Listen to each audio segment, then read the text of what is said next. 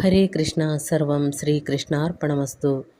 ശാന്തി ചെയ്ത് പുലർത്തുവാനായിട്ട് സന്ധ്യയോളം നടക്കുന്നിതു ചിലർ. അമ്മയ്ക്കും പുനരച്ഛനും ഭാര്യയ്ക്കും ഉണ്മാൻ പോലും കൊടുക്കുന്നില്ല ചിലർ. അഗ്നിസാക്ഷിണിയായൊരു പത്നിയെ സ്വപ്നത്തിൽ പോലും കാണുന്നില്ല ചിലർ. സത്തുക്കൾ കണ്ടു ശിക്ഷിച്ചു ചൊല്ലുമ്പോൾ ശത്രുവെ പോലെ ക്രുദ്ധിക്കുന്നു ചിലർ.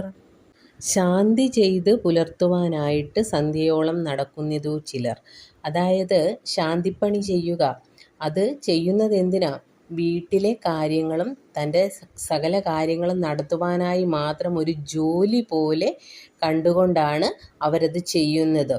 അങ്ങനെയാണ് പറയുന്നത്. അല്ലാതെ ഒരു ഭക്തി മാർഗത്തിലൂടെയൊന്നും അങ്ങനെ അതിനു വേണ്ടിയിട്ടൊന്നും ചെയ്യുന്നില്ല. നമ്മുടെ കാര്യങ്ങൾ നടക്കുവാൻ വേണ്ടി ഒരു ജോലി പോലെ മാത്രമാണ് ചിലരതിനെ കാണുന്നതെന്നാണ് പറയുന്നത്.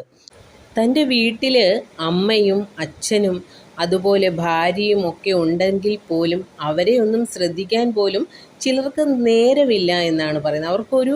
ഒരു നേരത്തെ ഭക്ഷണത്തിന് പോലും ഉള്ള വക കൊണ്ടൊന്നും അവർക്ക് കൊടുക്കുന്നില്ല.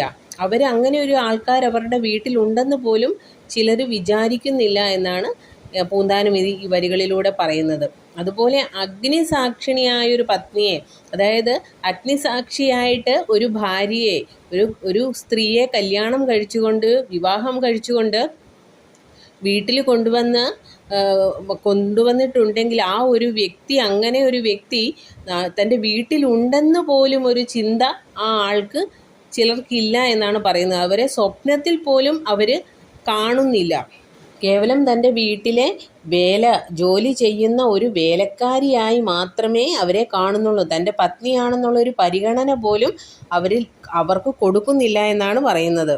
ഇങ്ങനെയുള്ള കൊള്ളരുതായ്മകളൊക്കെ കാണിക്കുമ്പോൾ അവരെ ഒന്ന് ഉപദേശിക്കാമെന്ന് കണ്ട് സത്തുക്കൾ എന്ന് പറയുന്നത് സജ്ജനങ്ങളാണ്. സജ്ജനങ്ങൾ അവരെ ഉപദേശിക്കാൻ ചെല്ലുമ്പോൾ അവരെ ഒരു ശത്രുവിനെ പോലെ മാത്രമായിട്ട് കാണുന്നു. എന്നിട്ട് എന്തു ചെയ്യുന്നു? അവരോട് ദേഷ്യപ്പെടുകയാണ്, അവരോട് ക്രോധത്തോടുകൂടി പെരുമാറുകയാണെന്നാണ് പൂന്താനം ഇവിടെ പറയുന്നത്.